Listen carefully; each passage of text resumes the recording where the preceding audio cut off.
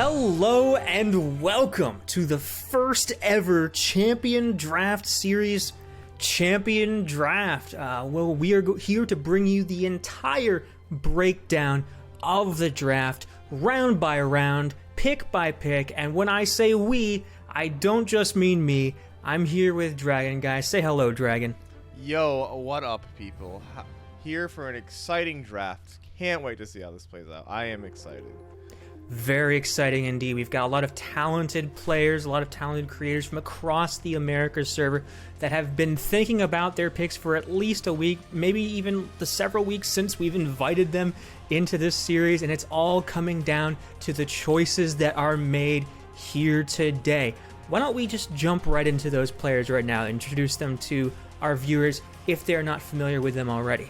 Now, Puffball Panda, if you haven't been on one of her streams recently, she is a very talented player, gotten Master's rank for as long as I can remember, has been frequently kicking my butt on ladder personally, and but she's been really upping her game recently. She's been doing very well in the more competitive formats. I believe she even got 9 wins in the latest Runeterra Open, which is the maximum win count. She's really been impressing a lot of viewers lately. What do you have to say, Dragon? What do you think?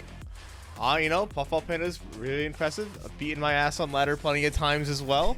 And, I'm excited to see how she does. And also, probably one of the biggest things she's done is she is credited as the creator of the Celesbians archetype, which is Diana Leona.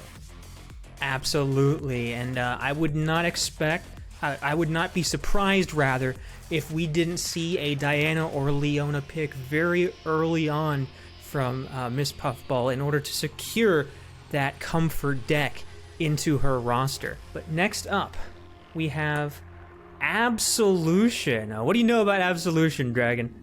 I know that he kidnapped Chip and that Roji had to come in and fight him to get Chip back. I also know that Jin is his favorite champion. Yeah, absolutely. Jin Kennen being a specific deck that he has personally been constantly throwing into the light as something that he believes to be a very powerful deck.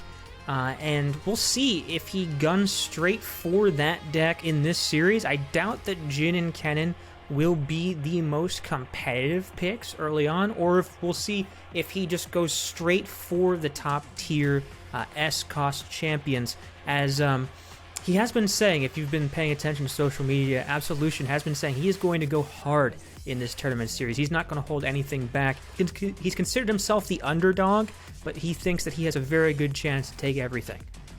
Oh, I'm excited to see how things turn out for him in this draft then. Absolutely. Now going on to one of our resident Brazilian players, Mafraju. Now, my first time ever seeing a performance from Mafraju, I remember watching one of the fight nights that we used to have on Twitch way back in the day, and there was this character named Mafraju that was just completely handing it to Majin Bey in one of those tournaments. Seasonal champion Majin Bey. So I was like, oh man, who can this be? And I found that I just tuned in on their stream and found this young Brazilian girl absolutely kicking ass, and we are so lucky to have her be part of this tournament series. We all know that Brazil is a very cracked region here on the Americas server, but we're expecting big things from her. Hey, she's knocked me out of quite a few Mystic Shot podcast tournaments, so 10 out of 10 experience, and excited to see how she does here. Yeah, absolutely. I would not be surprised as well. She is a well-known lurk player, a well-known lurk enjoyer, in fact. And that, similar to Absolution, is a couple of champions that I don't expect to be the most contested. So we'll see if she guns for her comfort picks early on, or if she is just going to try to compete with the top-level champions first. Next up is another and our final Brazilian competitor in this series, Capital Circuit. If you've been paying attention to the Brazilian competitive scene, you've probably seen this guy. He hosted the Brazilian broadcast for the World Tournament this year. He has done very well and performed very well in a lot of tournaments in the competitive Brazilian scene. And this guy doesn't just play Legends of Runeterra. He plays pretty much all of the Riot games on stream on his own Twitch channel, and he still is a top Brazilian competitor, which goes to speak towards his skills. What do you think, Dragon? I'm excited to see how Capitão is going to do in this tournament. Yeah, another thing is one of his favorite champions is Rumble. Matter of fact, Rumble's even on his team logo.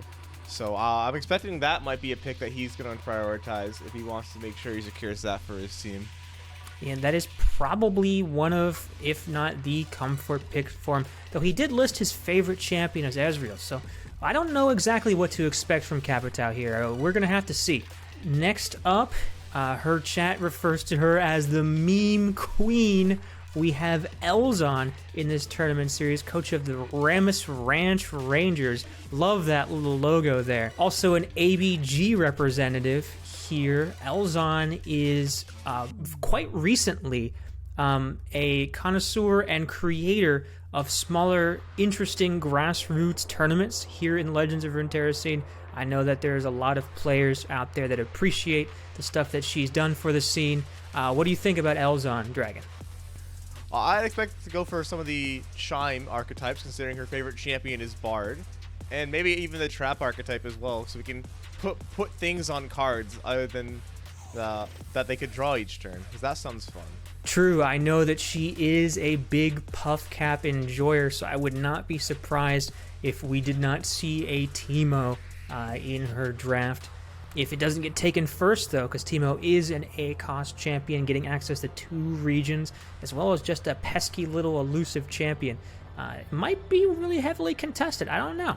Going on to the 6th pick in the draft, we have Tempo Mao, coach of Demon Diff, our resident VTuber here on this tournament series. What are you expecting from Tempo Mao's performance, Dragon? Well, as a fellow Floridian, Tempo already has some of my support in this endeavor. We both have to live in this lovely state down here, and he's also a Jin Annie connoisseur, so I expect him to fight Absolution for that regard as well. True, having 2 players in this 8-player tournament have the same favorite champion means we might see some players gunning for this otherwise C-cost champion, so we'll see. I also have to say, as like a very much an aggressive deck enjoyer, compared to everyone else here in this tournament, he's probably the most aggressive player in this series, and I would not be surprised if we see him gunning for a lot of low-cost, high-damage, high-burn champions. You know what? It doesn't matter what the opponent's doing if you set their Nexus HP to 0, you know? Absolutely. That can be the strategy right there. All right, and next we have the coach of CROC, Aikado here. Aikado has performed very well in previous competitive Legends of Runeterra tournaments, topping both in previous seasonal tournaments as well as Worlds in top 2021, making the top 8, which is quite an impressive feat. Expect a lot of impressive strategies, drafting, and deck building from Mr. Aikado, but what do you think, Dragon, that we should be expecting from this master player? Well, I expect Aikado to try and go for some of the more powerful champs early on. However, I also expect at some point he's going to try and grab Renekton. His team name is CROC, and if he doesn't get the Croc, I think that'll be a bit disappointing. Yeah, Also, I don't like his fun fact at all as a Targon Speak enthusiast. I think there's a lot of people that are either like very happy with that particular fact or definitely unhappy. Made a lot of friends and enemies with that feat right there. And last but not least, we have Spids here, our only Australian player competing in the Champion Draft Series. Now, Spids has had quite a number of accomplishments in the Legends of Runeterra competitive scene as well, and doing all of that from her own Australian time zone, which is definitely a little bit more challenging to pull off than us here in the United States. What do you think we can expect from Spids here? Well, I know that Spids is has been thinking very in-depth about this draft, and has really thought about what she wants in this draft and what her picks are going to be. Also, her favorite champion is Leona, so she gets to fight Puffball Panda for that one as well.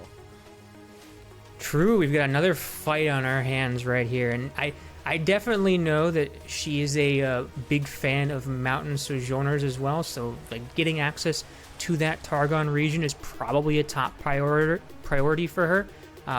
That would not surprise me at all.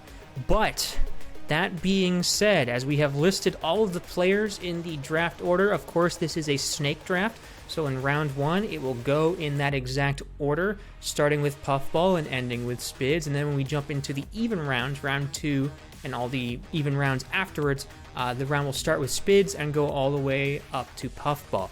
So with that, Puffball is going to have our first draft pick of the Champion Draft Series. No contest whatsoever. No one else has the opportunity to take whatever champion she wants first, and it is Vayne. Ooh, going with Vayne. So Vayne is the only Demacia champ we have in S tier, and she also is the one that makes the most free attacks in the game. Absolutely. Getting free attacks is so valuable and can be so useful in so many decks. You don't even have to run a lot of weapons here. So this is definitely a powerful pick. Puffball snagging her S-cost champion early on just to make sure that she gets the one that she wants. Yeah, and I mean, Vayne has been very strong in the last few months. She's fallen off a bit as like every single deck she's been in has kind of been nerfed, but I'm sure there's something that can work out for her. Yeah, and that of course is the constructed format, and in this format itself, where not every deck is going to be ideal, or not every lineup is going to be able to target your lineup necessarily, Vayne can have a lot more room to tumble, no pun intended. I'm lying, that is absolutely a pun intended there. It's okay, you're among friends here, Ghost. You're safe. And not just those free attacks, but having a Demacia champion gives her access to all of Demacia's rally cards and good statted units. I think this is an excellent start for Puffball here. Yeah, we'll have to see what's going to be paired with it. Let's go on. All right, but next, of course, we go on to Absolution's first pick, and oh my lord, he actually did it. Absol has first picked, well, second pick of the round, his first pick, snagged Jhin, so Tempo will not be grabbing Jhin. This is a C-cost champion on the lower end, so not shooting for one of those top-tier champions, but instead grabbing his favorite C-cost.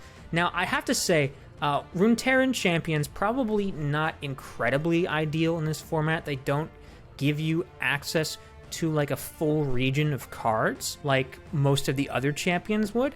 But that being said, as far as Runeterran champions go, I'd say that Jhin is a lot more flexible. It gives you a lot access to a lot of different kinds of units. What do you think about this pick, Dragon? Well, I mean, that was Absol's favorite champion, so snagging it now means he's guaranteed to have it. You know, he does give up being able to pick one of the S tier champs, or even one of the other A tiers. He wants to go for the other tiers first.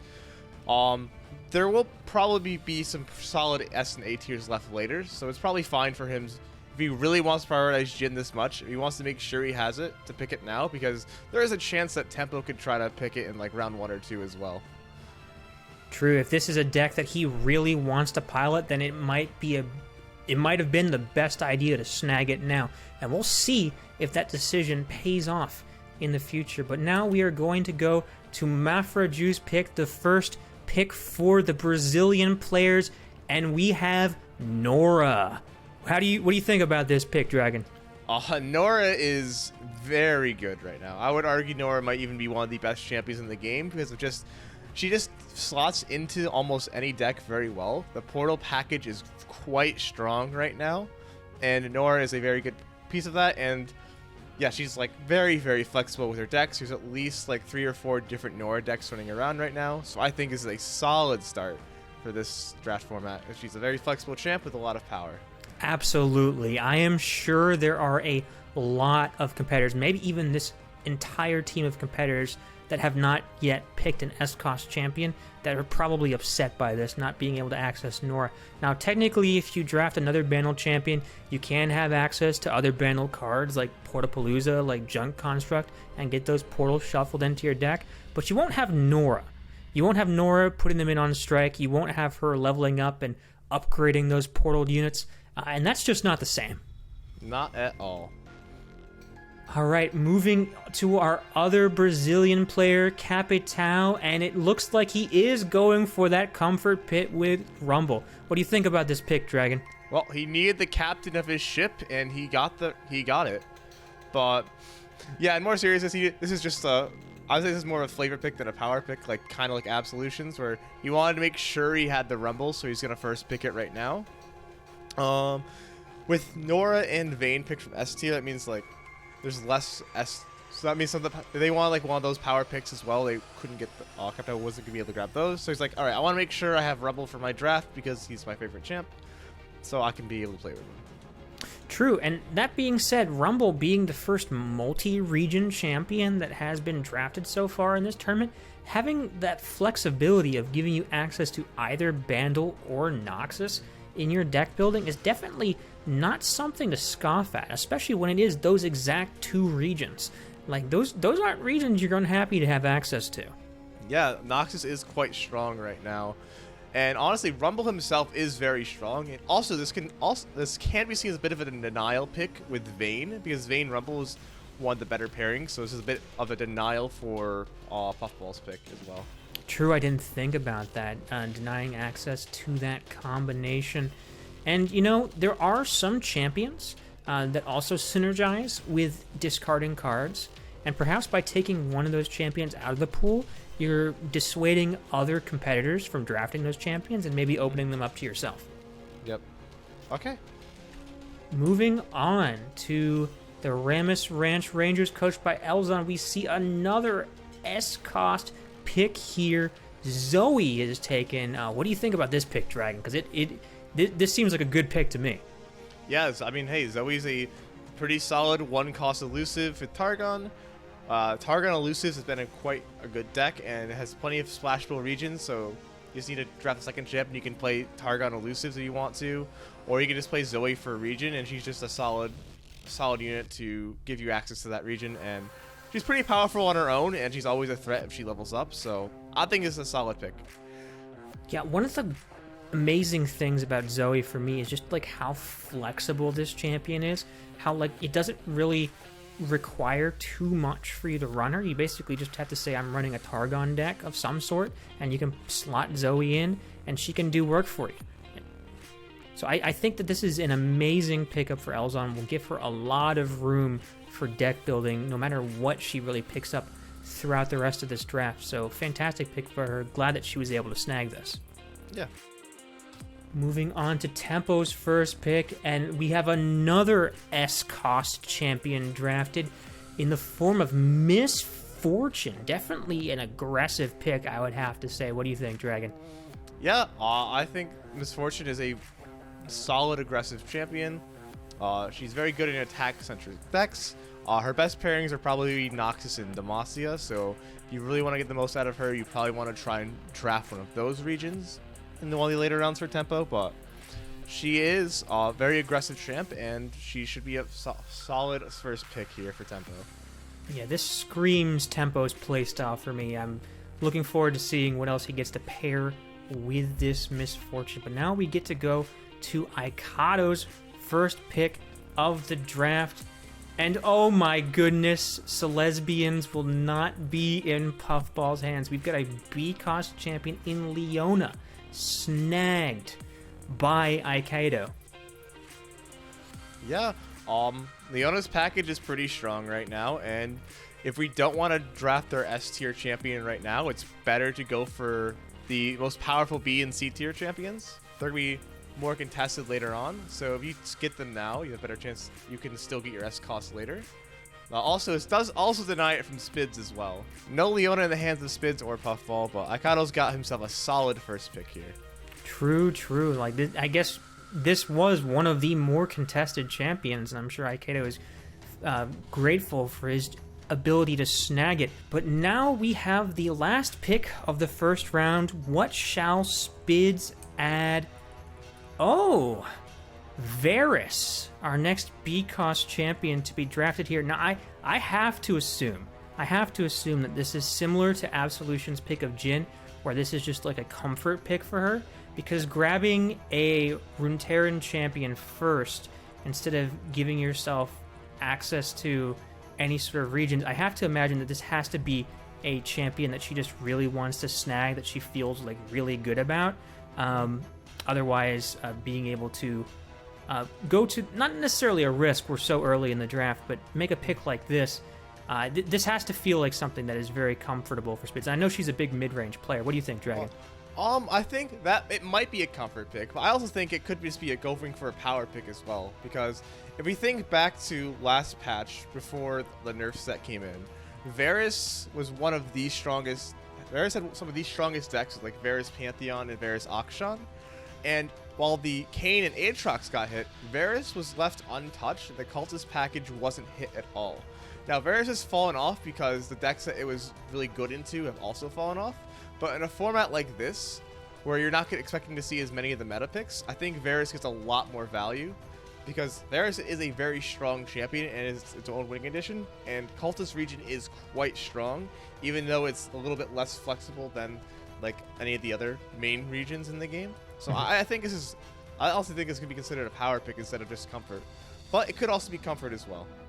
That's an excellent point, Dragon. I'm glad that I have you here on this broadcast. And that will conclude our first round of the Champion Draft Series. Looking at these picks so far, we've definitely had some very powerful first picks. It seems that half of our players have gone for those S-cost top-tier champions, trying to grab the ones that they want from that tier before any other player does. And then we've got the other half choosing from the lower bracket. So we've got this variety of strategies here. What do you think? Well, on the one hand, so that means because there's 4 of them that picked S-tier champs, that means they cannot pick any more S-tier champs. So the 4 who haven't can still pick their S-tier champs without having to worry about more of them getting taken away. So by going for the lower tier champions first, that means they can save their S-tier pick for later in the draft, but grab the powerful lower tier characters first. Because those are going to be the ones that are more contested later on, so you want to try to grab the best of those now. So I can see that strat. Plus, like, I guess I can consider the champions in the lower tiers to be more powerful than ensuring one of the higher tier champs currently. Absolutely. And now we're going to see that these players have all drafted one champion, what they do with their next pick, if they try to make some pairing or try to grab a variety of resources. And looking at Spid's first pick in round 2, look at this. Spids didn't draft a region in her first pick, so she decides to make up for it by picking 2 in the second round. I mean, yeah, Gnar is a solid champ. Giving access to Freljord and Vandal is pretty decent, and Gnar is a pretty flexible champ. Can get splashed in quite a few different decks. I think Gnar is a solid pick here. Absolutely. Not too much else to be said there. Definitely gives you a lot of value and sort of covers a lot of spaces that you weren't covering already with Varus here. Moving on to Aikedo. Wow. Aikedo is out for blood today, I'd say, with this a second pick of Annie. A-cost tier this time. Last time he picked Leona before Spids could get to it. Now he seems to be picking Annie before Tempo can get to it.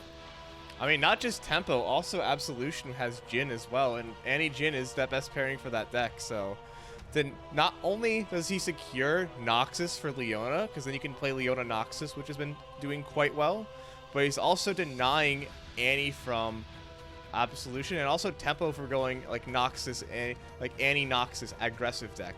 Yeah, so while this is definitely a good pick for his roster, I feel like this is an even more better pick to just deny it from all the other competitors here. So I think this was probably a well thought out and strategic choice made by Aikedo here. Love to see these kinds of picks in the draft. Yeah, I agree. Next, coming up, okay. Here we have an Azir picked by Tempo Mao. Now, Azir Misfortune is not the most... It's not like a common pairing, nothing that you see, but I think with this Azir pick, Tempo has opened up a lot of very aggressive avenues. There's a lot of picks that Tempo can make that would pair with one of these 2 champions, and definitely gives him a lot of paths moving forward. What do you think about this, Dragon? Yeah, I think Azir is fine here. It gives him a lot of pairings for later. Like, for example, you could draft Aurelia later on in the draft, and that would be an extremely strong pairing with Azir, or like maybe even going for Mono Stream of Sundisk as well. And so Azir is an A cost, whereas the other ones are lower tier. So grabbing, he might be more contested moving forward. So grabbing the more powerful piece now means you're more likely to get the other pieces after. Yeah, it makes a ton of sense. Now we are going back to Elzon, and another one-drop elusive snagged by Elzon. The Teemo is grabbed. We talked earlier about how Elzon was a puff cap enjoyer, so this makes a lot of sense. But how do you think this fits into her current draft, Dragon? I think this is an amazing second pick because now this gives you access to elusives with the deck. Because like you have Teemo Zoe now, you can splash either PNZ or Vandal City because of Teemo's region pairing. So this gives you a pretty strong first deck if you want that. And if you want to, you can also use Teemo for his regions later on if you want to pivot your lineup in later weeks or like against with your later picks. Absolutely, this is an incredibly strong pick from Elzon in this position. I'm not sure if from this position if there's many better picks she could have made. I think this is fantastic for her current lineup, and I know that she is quite familiar with the Teemo. So this has got to be like a great position for her to be in. Next up, Capital picking Jace. All right, Jace as a beat cost PNZ champion is definitely, I would not think of this as like a pairing for Rumble, but he's definitely a very flexible pick. Being able to use him to double up any 6-cost spell from any region that you give yourself access to with these combos. You can use him as just a threatening quick attack unit, or just use him as an almost removal unit by giving him Challenger on play. And then being able, a lot of the powerful 6-cost spells that you can combine with him are also PNZ spells, which gives you a lot of flexibility. There's a lot of pairings you can do with Jace. You can do Jace Lux, you can do Jace Heimer. I'm sure there's another one that I'm not thinking of. Maybe even Jace Decimate if you've got Rumble in the deck. I don't know. But what do you think about this pick, Dragon? I think it's solid. Jace is, like as you said, he's pretty flexible. He's also securing access to PNZ in case he wants to get PNZ for later. And as a B tier champion, you're not really hurting your other picks too much because now you still have your other A cost, your other S cost, and you have more B cost champions available. So it's better to get the B cost champions up now. So if you want to try and get the best of them, so I think it's a solid pick.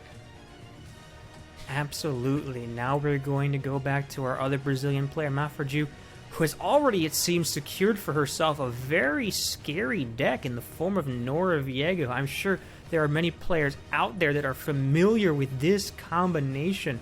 How do you think this is for a starting 2 rounds, Dragon?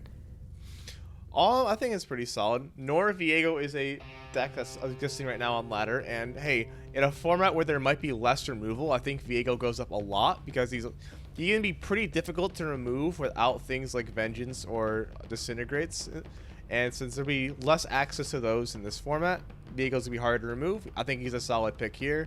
And since he's B cost, you're not really, as like same thing with Capital, not really hurting your other champions you could try to pair up with your picks later. Yeah, if I was one of the competitors right now and I saw Mafraju lock in Nora Viego round 2, I would be terrified. I would be watching. I would be keeping my eyes out on her. Oh my goodness! Speaking of decks already being locked in, Absolution locking in the Kennen for his second pick, making sure he has access to Jin Kennen before anyone can swipe it from him. It is official, Dragon. What do you think about this? I mean, yeah, this is like purely a flavor pick here because he wants to make sure he gets the Jin Kennen. He's going to have the Jin Kennen. Personally, I feel like Kennen probably wasn't going to be very contested in this draft, but you know, this is also setting out a statement that, like, you know what, I'm picking Jin Kennen the first 2 picks, and none of you are going to stop me. It's true. No one was able to stop him in this form. That being said, if Jin Kennen is going to stomp a format, it's probably this kind of format, where I think it has a better chance to succeed in the sense that it has, as you said, less removal, less ways to stop your opponent's threats, and less synergistic champion pairings as a whole. At least I'd say that average would fall down quite slightly in this format. So perhaps Absolution might be able to surprise us with this list. But regardless, just like Spids, he was able to grab himself 2 regions in a pick after picking a Runeterran champion first, which I think definitely opens up a lot more options than just grabbing a Runeterran champion round 1. Yeah. Bandle City champion. Generally speaking, the Bandle Yordles are the most flexible because they're 2 regions. So anything with 2 regions gives you access to a lot more deck building options. Absolutely, and making our way back to Puffball Panda, it has been a long time since she has first picked Vayne, but that is how the Snake Draft format works.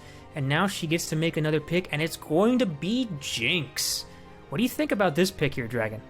Yeah, so Jinx has fallen off a little bit in recent times because of the nerf that she received, but she is still very strong, and I think you can get a good champion to pair her with here. I think you're going to be able to make a very powerful deck with her. And hey, you know what? You have she has the next pick as well, so she's very likely to be able to get a strong pairing for Jinx if she wants it, or Vayne.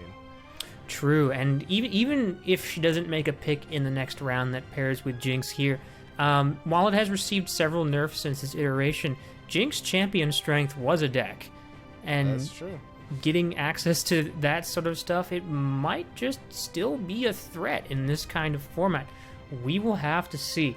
But that will conclude our second round. We are a fifth of a way through this draft, and now we have seen some players pick pairings for their first round pick, and some players just sort of open up their grasp to a wide variety of options. Is there anything that stands out to you right now, Dragon? I mean, right now I think it's still a bit too early to tell. There's a few players that have something that can be a deck already picked. I would say Teemo Zoe, that could be one of the decks. I think Jin Cannon's probably could be one of the decks, or Nora, Viego. Whereas other ones, I would say Spids and Puffball, they have solid champs. I wouldn't say that that's going to be the likely pairing for those champs, and that they're just picked solid pieces that they're going to build up later on that they can use for decks. Absolutely, and it's going to be interesting to see how these different strategies from these players and how they've approached the early part of the draft unfolds into the later rounds. But let's just go ahead and jump into one of those later rounds and see what Puffball's third pick is going to be. And look at that, it is Echo. Now that's a champion that's known to pair with Jinx. Yeah, Jinx Echo is a very powerful aggro deck right now, so that's going to be a very solid pick for the deck. Of course, because of the rules of Divergent Lock, we're gonna need to find a Shreeman champ to pair up with them, but still, Jinx Echo is quite strong, and I'm excited to see how... yeah, it's a really solid pairing you have right there. Yeah, not too much left to say about that. Definitely some scary picks coming from Puffball's roster. So now going into Absolution's third pick, we see Tristana?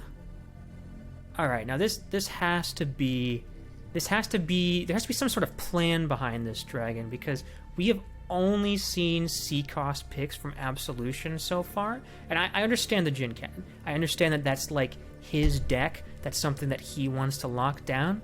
How exactly does Tristana fit into this? I know that Cannon's a multi-region unit, but still. Well, a few things here. So first off, by picking only C-tier champs, he's left himself very open with his later picks in the draft, where he's not locked out of any S, A, or B tier champions right now, because you have a limit for each of those tiers, whereas there's no limit for C tiers. So he's leaving himself a lot of options still for later in the draft. Another thing with Tristana is she's honestly probably really powerful for the C tier cost champions, so securing it now leads to some other decks later on down the line. Because Tristana SI, Tristana Noxus, both seeing pretty decent play right now. And also, hey, you know what? Tristana Tree could be something that happens, and you get to play Jin Bandle Tree. That sounds pretty funny. That does actually sound like it would be pretty entertaining, so I am starting to look forward to it now. So going into the third round pick for our Brazilian teams, we have Dale Brasil, coached by Mafra Jew here, and she's going to pick up Ezreal, giving herself access to PNZ. Ooh, I see a potential Bandle Ezreal in the works. What do you think? I mean, yeah, Ezreal's a solid champ. Also, if you're, one thing is that did say on his profile that Ezreal is one of his favorite champs, so this also can deny him as well. And yeah, Ezreal Bandle was a very strong deck, so securing Ezreal's Owl gives you that option for later. And as a B tier champion, you're still leaving yourself open to other A tier picks for later on. That would be very entertaining if Maforju was making this pick right now to deny it from her other Brazilian competitor. Maybe we can talk to him about that in a later interview down the season, see if that's how things played out. But we will get to see his pick in response, and it looks like it's going to be Twisted Fate, the S-cost pick for Capitão's Crew of the Crimson Dawn. This is an incredibly flexible, incredibly powerful champion to add to the roster, and now he's got Bilgewater on his side. Yeah, I mean, Twisted Fate is just all around very flexible. Has one of the best play effects in the game, one of the scariest level 2s in the game if you can level him up, and like he can fit in most Bilgewater decks, if not all of them, and you're not too sad to see him drawn. So I think this is a solid pick for him. Gives him a lot of deck building options. You know, both of our Brazilian players' lineups already in round 3 starting to look kind of scary. This is something I would definitely be wary of if I was one of these competitors. But we're going to go to the second half of this round now, see what Elzon picks up. Oh, and she's got Victor, another P&Z champion. However, this one just works really well with her current roster.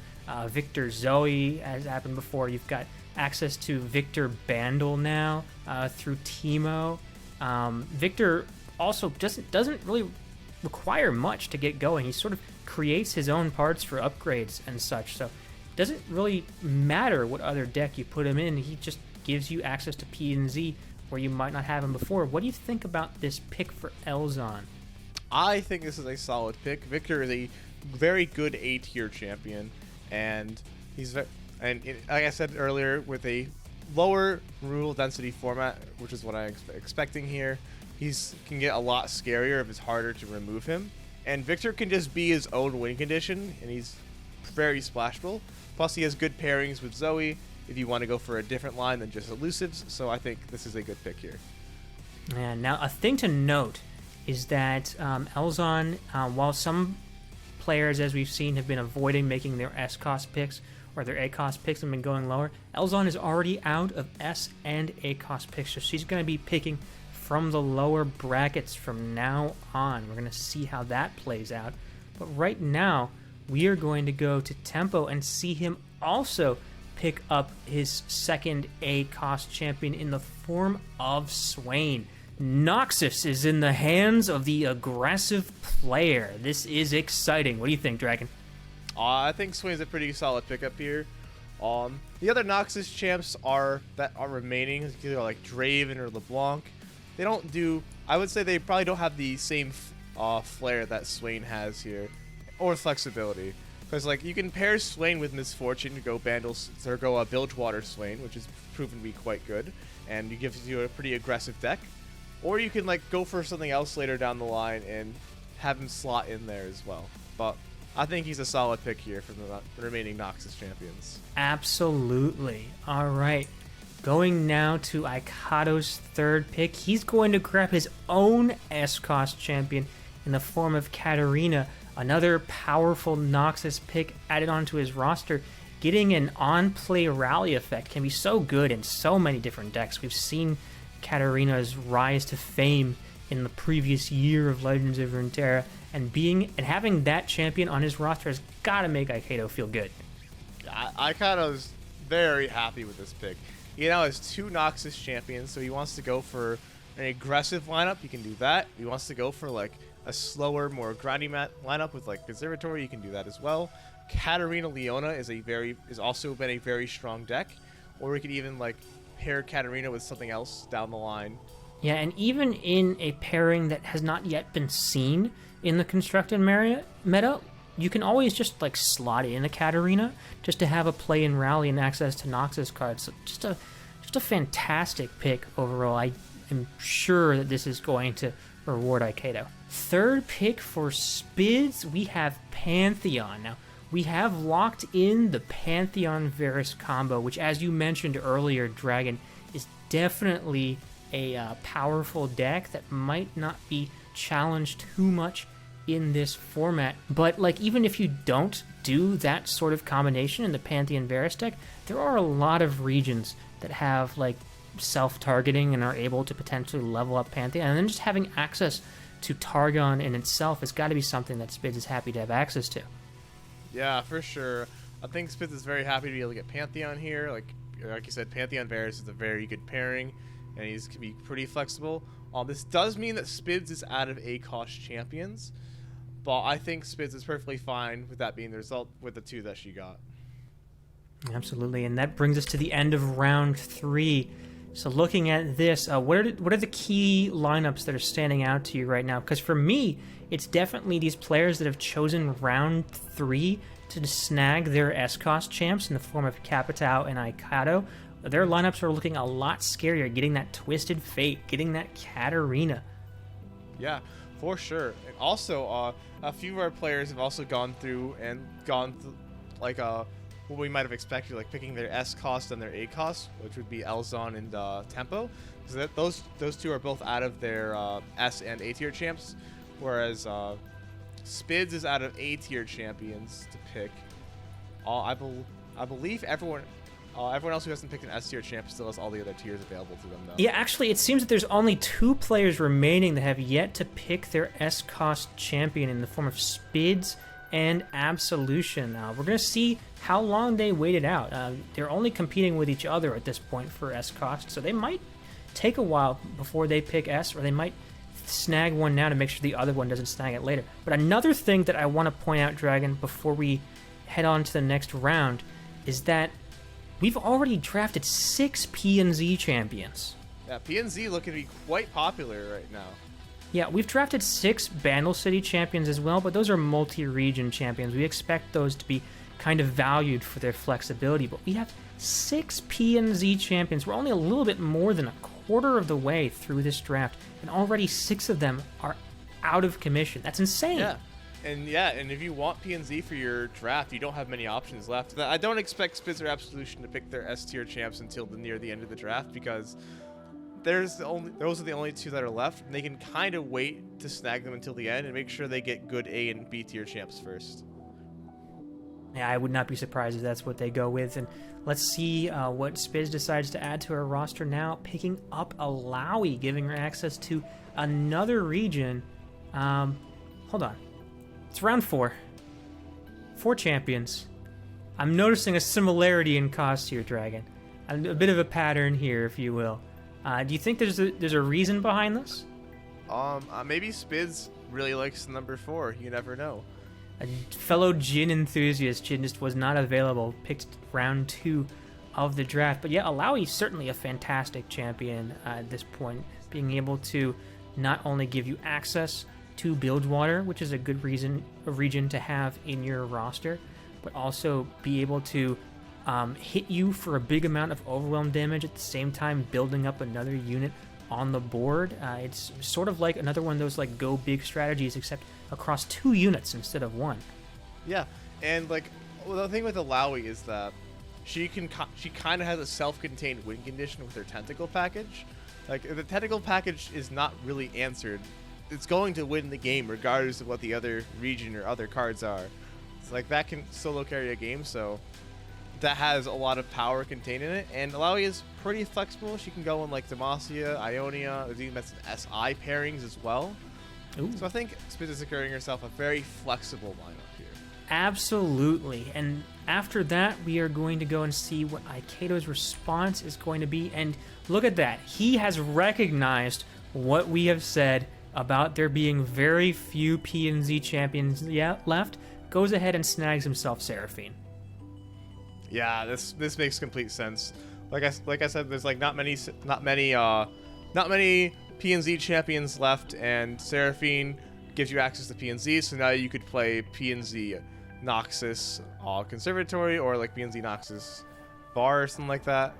And Seraphine herself, if you can actually get her to level, is quite good. Although she does have a higher deck building cost than most champions because you have to play a lot of one-ofs, but Still, I think Seraphine's a really good pickup here. Even if Aikido is not able to pair her with like Ezreal or Victor, who are her usual pairings, I think he's got a solid enough line here. True, and Seraphine has been known to pair with regions such as like Targon or such as Noxus, which he's definitely already added to his roster, and I'm sure he's going to find other pairings for her throughout this draft. So now, going to see what Tempo picks up. Oh, this surprises me, Dragon. When I think of Tempo, I don't necessarily think of Dragon decks, but this seems to be exactly what he's going for in the form of Shyvana. Now, maybe, correct me if I'm wrong, maybe he's just drafting Shyvana to have access to Demacia, to potentially build like a Demacia deck with Miss Fortune, but we also still have like Quinn and Poppy available, so that makes me a little suspicious that that's not this exact plan going into. What do you think he's planning, Dragon? I'm not entirely sure. He could be planning on trying to go for dragons. Shyvana did just get changed, so that might be a little bit better. I do remember that Shyvana was one of the better Expeditions champions when Expeditions was live, so it could be going along the logic, well, in this format there will probably be less answers to Shyvana, so Shyvana's value goes up quite a bit, and if we are able to secure a good deck for her, then that will be very good. We'd have to get an SI or Targon champ. Probably prefer Targon over SI because I think Targon's a better pairing for her. Could just be trying to set up a Dragon's deck for the future. And at worst, you get to play Scouts now in this Fortune playing Shyvana. True, giving you a little bit of flexibility there. I do like that thinking, and maybe we'll see like an ASOL or something drafted in the near future to give us access to those other dragons. But speaking of which, wow! P&Z champions are just flying off the market right now, just leaving the shelves. It's the pandemic all over again. We have Vi now picked by Elzon. That is her third P&Z champion. How does this make you feel about this current roster, Dragon? Well, it feels like P&Z is running out of champions. All that's left are Caitlyn and Heimerdinger. Heimerdinger is A tier, so it's a lot bigger of an investment if you want to try and grab Heimerdinger. So with 3 P&Z champions, that gives a lot of flexibility here for Elzon for any P&Z based lineup that they want to go for, because this opens up Elzon to be able to go triple P&Z, which, hey, you know what? Maybe they decided that that's what they want to go with. So that could be an option here. And still, like, Vi Targon is a good pairing as well if you want to pair it with Zoe, but I also like Vi Victor was another pairing from the past that used to be quite good with SI. So I think this is a solid pick here that I think is also denying other players access to P&Z. Could be quite strong. You're just declaring her monopoly on Piltover and Zon. And you know, there aren't too many champions that can sort of act as removal. There are some, but like look at these other like elusives and stuff in Elzon's roster. There aren't many champions that can just act as removal for your opponent's threats, and Vi is one of them. Yes. So we will see how that goes. But now we've got Lux picked up by Capita. We have the Jace Lux combo locked down in the Capitao crew.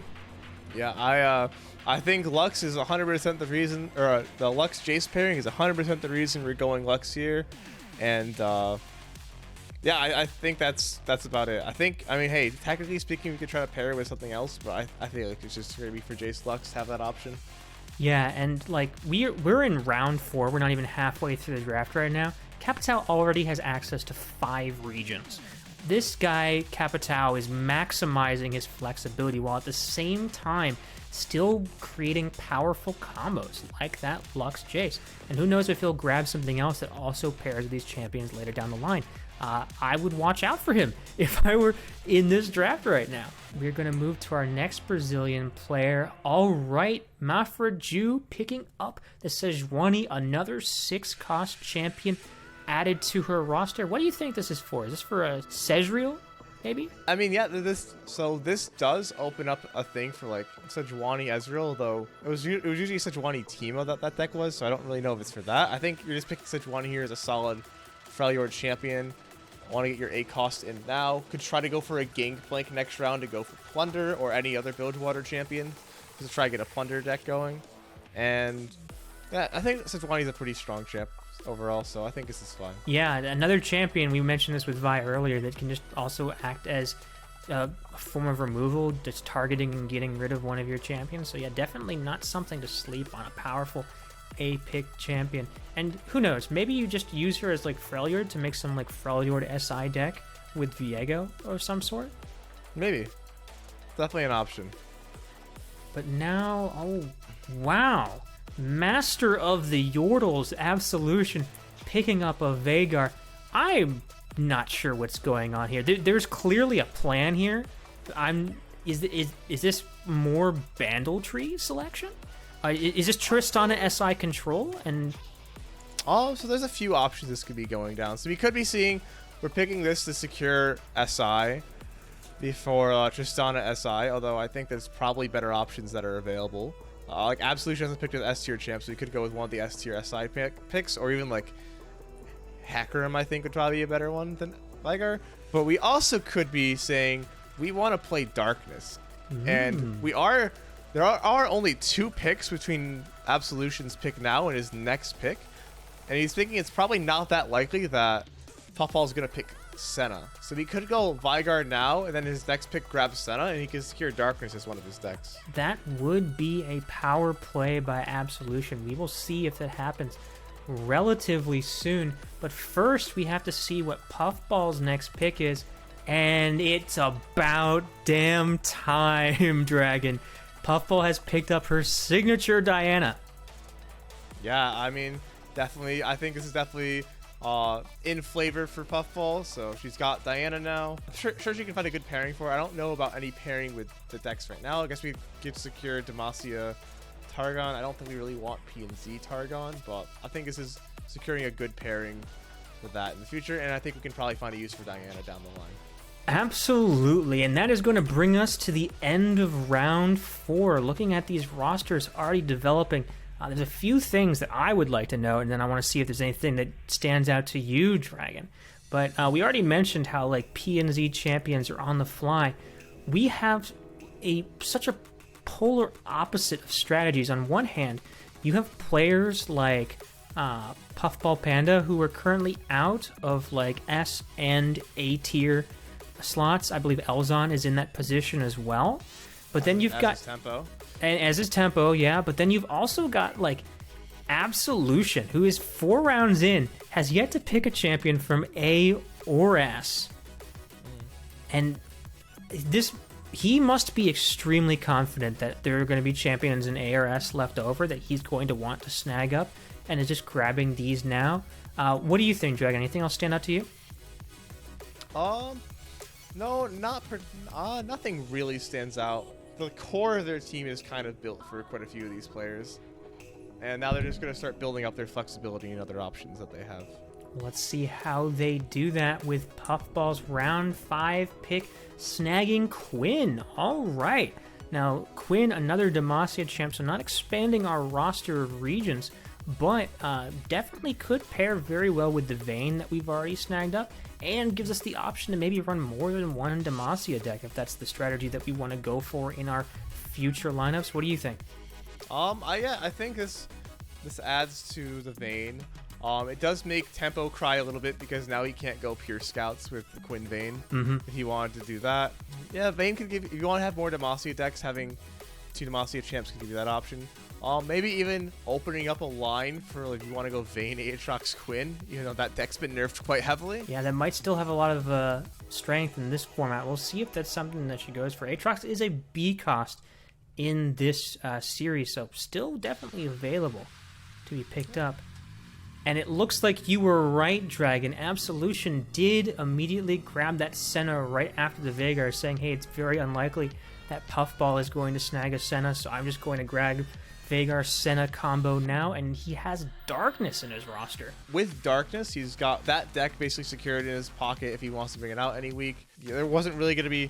He's able to like basically snag this combo because I didn't think Puffball would contest, and she didn't. And this also opens up more SI pairings if you wanted to go like, okay, maybe I want 2 different SI decks. Well, now he has 2 different SI champions as well. Yeah, and halfway through his roster, already snagging a pairing in Ken and Jin and in Veigar-Senna. We're going to see what else Absolution tries to snag to see if he can maybe grab some more powerful combinations with those S and A cost champs to see if he can maybe make something to act almost as ban bait and allow him to play these other decks of his favor in the form of Ken and Jin or Vhagar Senna.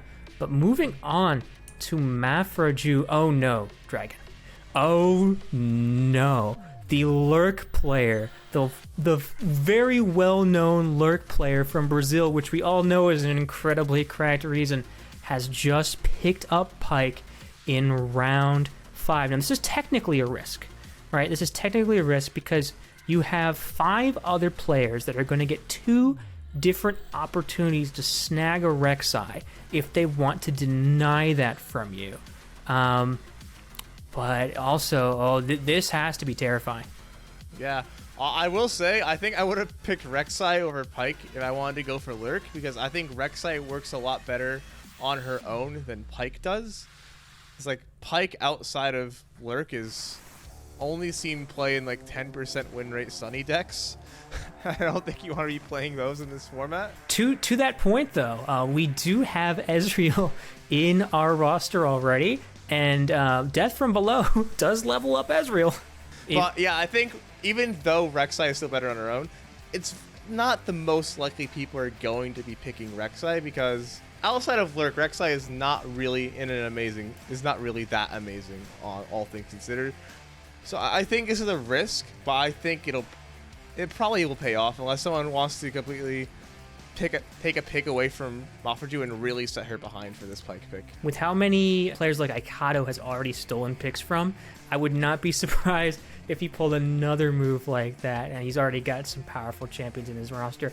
And just drafting Rek'Sai for access to Shurima as well could just be the power move. But we're going to have to see over the course of these next 10 picks. Up next, we have Capitao with the Scion pick. Scion Rumble is now available. Yeah, this gives you the pairing for Rumble, so now you can go like Bandle City, Noxus Rumble, or even Mono Noxus if you want. So this seems like a solid option for that. Also taking away another Noxus champ. We are starting to go through a few Noxus champions. I would say most of the powerful Noxus champions are already gone. Yeah, if you want access to Noxus now, you're going to pick up like a Draven or a Vladimir or something of that sort, which might be worth it if you really want to get access to some of those powerful Noxus tools, but definitely hurts a little more than grabbing some of those powerful Noxus picks that were snagged earlier. Moving on to the Rammus Ranch Rangers. Dragon, I think this is the most far out left field pick that we've seen thus far in the draft. I'm not saying that Kayn is at all a bad pick per se. Definitely Elzon has been drafting this champion for his power. But looking at her current roster and her large access to mainly PNZ champions, Kayn definitely comes out of left field. Is there something I'm not seeing? I don't know. I mean, Aatrox is still available, so this could be saying we want to draft Kayn Aatrox. Could also look for a Demacia champion later on, or like maybe even a Noxus champion to go for Kayn, some sort of Kayn strike deck. I don't think you want Kayn with any of the regions we've drafted so far, though. So maybe it's just setting up a pick for the future. Although I'm not sure Kayn would have been contested, but I'm sure there's a reason for it that we're going to see down the line. Yeah, I'm very curious to see how this strategy unfolds later into the draft. But now we must go and see what Tempo picks, and he picks LeBlanc. That's a remaining Noxus champion. That is, and LeBlanc is a pretty aggressive 3-drop, and you know, there are quite a few players that don't have access to PNZ, and you know what? LeBlanc can't die to Mystic Shot if they don't have Mystic Shot in their deck. Absolutely. Like, if you're not up against Elzon, you probably have a good chance of LeBlanc surviving at this point. Yeah, and the amount of pressure that a champion like her can push out definitely fits into this roster that Tempo is building, which just screams pressure. Yeah, for sure. All right, now seeing what Aikado picks up, and he is going to add an Aphelios to his roster as his last A-cost slot, but I think that this fits into his roster extremely well. Yes, Aphelios pairs really well with Seraphine. He's also like really strong on his own. Like Aphelios out battling people is something that can happen, and you know, format with less removal, Aphelios can be harder to remove. Aphelios can start running away with the game. So I think he's a very strong pick and already has some like pretty solid pairings with the lineup that Kaido's drafted. I think this is going to be a great pick. Yeah, I'm surprised Aphelios went this long without being picked, if I'm going to be quite honest. But looking at Aikado's roster, I think the only thing that stands out to me is that we're halfway through the draft. He only has access to 3 regions at this point, so that's probably something that he's going to want to correct down the line. But what he's got so far is definitely pretty strong looking right now. Yeah, he's drafting for power picks right now versus going for the flexibility. I think he can try to fix the flexibility later on with his later picks. Well, we'll see. He will get another pick real soon, but first we're going to get 2 picks from Spids. The first one being Thresh. SI access for the redeemable qualities. Now, how do you feel about this pick, Dragon? You know what? This is not a 4-cost champion, so I don't know about it. Yeah, I'm going to be more serious, though. Thresh is a pretty strong C tier pick if we want to get access to SI. It's like since we can pick as many C tiers as we want to, we don't have to worry about this taking up one of the other slots to get an SI champ. And this can pull our other champions, so we get a strong champion to pair this with. It gives us a pretty, it can be pretty devastating to go up against. Absolutely, and you know, just as a big 3/6 challenger, that is already a threat. But one of the reasons that Thresh is down in the C cost to begin with is because his power ceiling, or like the most powerful that he can be, is sort of dependent on what champion that he is paired with, what champion that he can pull from your deck after he's leveled up. So we're going to see exactly what Spids adds to this roster as a threat for Thresh to pull out. At this point, we are halfway through the champion draft series, and we see half of each player's roster at this point.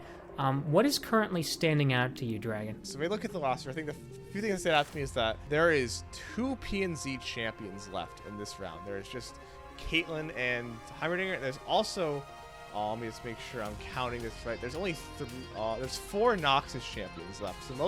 So a lot of Noxus and PNZ has already been drafted and is off the table. We also had 5 Targon champions picked.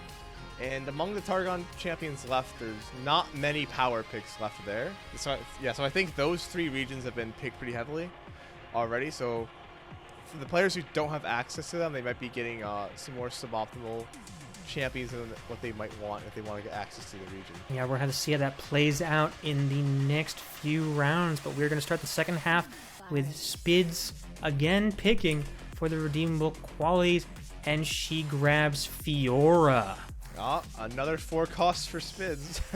True, but this one gives her access to Demacia, a region that she did not have access with before, and definitely pairs well with champions like Pantheon with Alawi. Yeah, I mean, Spids here has so much flexibility with her lineup. Every single pick is giving her access to a different region so far, and all of the picks by themselves can be sustainable on their own as champions. Like, sure, you can build a deck around Fiora, but you can just play her as a 4/4 challenger for value, and she can start picking up opponent's board and force an answer for one of your other threats as well.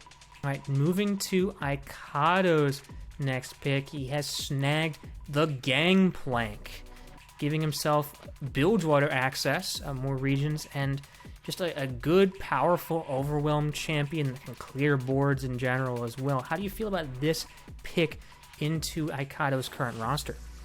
Yeah, I think Gangplank's a pretty good champ. Like, out of the Bilgewater champs that are left, he's definitely the best one. It's like Nami's been knocked down a peg, Tom Kench is and then there's also Nautilus, and you kind of are forced to go with Deep for that. So I think Gangplank is the best champion left if we want to go for Bilgewater. Additionally, this is a denial pick from Mafraju because she had picked Sejuani earlier, so now she doesn't have access to the best pairing for Plunder.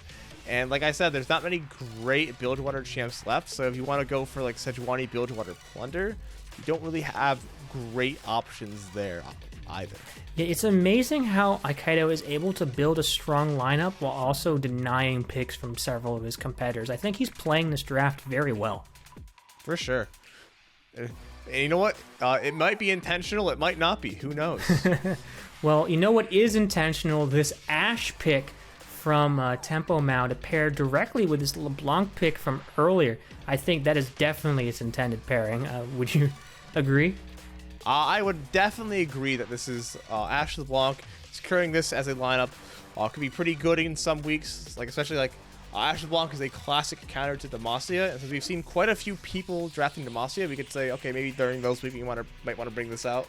Yeah, just snagging a lot of good picks so far.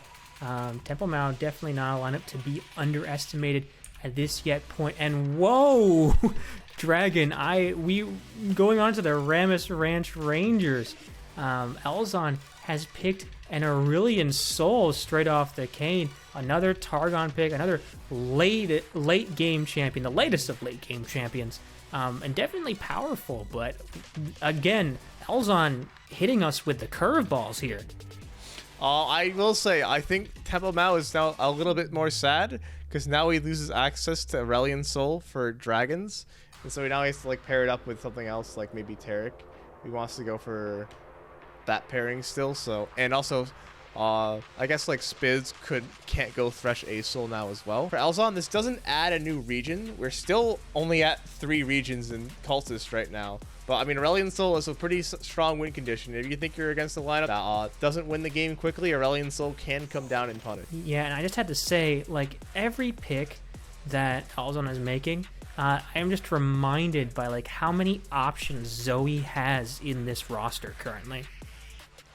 That is true. Zoe Kane was a pairing for a while. I had forgotten about that. So maybe that's what the Kane was for, actually. It does make a lot of sense. This roster might just be revolve around Zoe, make everything work with Zoe's sort of strategy. Even when that's not the case, there's still like plenty of powerful options in your lineup, such as like Victor, such as Timo, such as Kane. So we'll have to wait and see. Moving on to Capitão's pick. Wow, this is another wild pick. Picking up the Braum, giving himself Freljord access. This guy has access to a lot of regions, most definitely. But definitely another one that catches me, at least, a little by surprise. I guess you could, if you're not playing Jace Lux, you could compare Braum with Lux for a Demacia Freljord sort of shenanigans. What do you think about this pick, Dragon? I mean, I think Braum is just a solid card to get access to Freljord. I think, like, for example, Trundle is something we don't have access to now, and we don't have access to Gnar or Ashe, or Sedge. So he's probably one of the better champions to have if you want to get access to Freljord without being as committal as some of the other ones. He's, like, solid enough to play on his own. I think it's fun. True, and you know, if you are, again, eventually matched against a player like Tempo Mao, who's going to be putting out a lot of aggression, having, like, a 4-drop that can just act as a wall against some of these aggressive pushes and then also spawn you units to help you defend could be very useful when it comes to surviving against these powerful aggressive decks. Next, into Mafraju's pick. Now hold on, Dragon. This is not a Rek'Sai.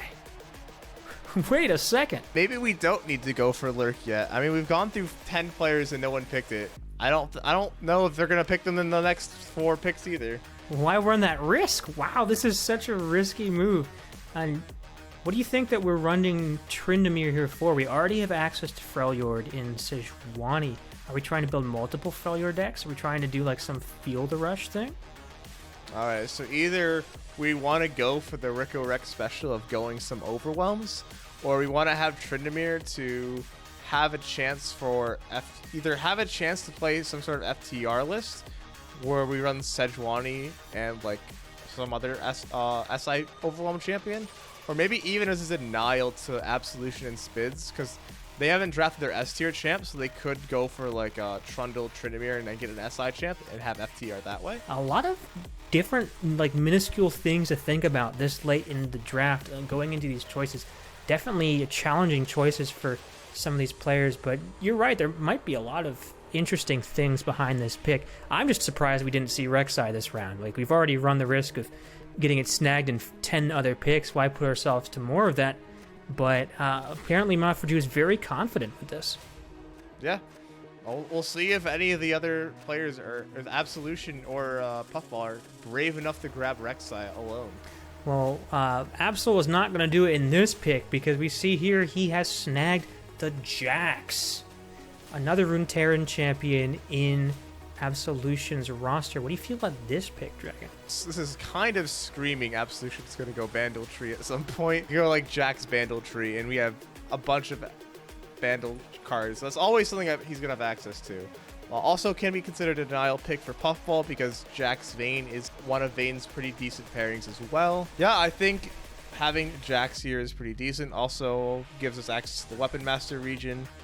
Could open up the door for Jax Ornn for later as well. We want to go for Ornn. Ooh, excited to see where that goes. But yeah, I definitely feel the Bandle tree hovering amongst us with all these Bandle picks and the Jax here.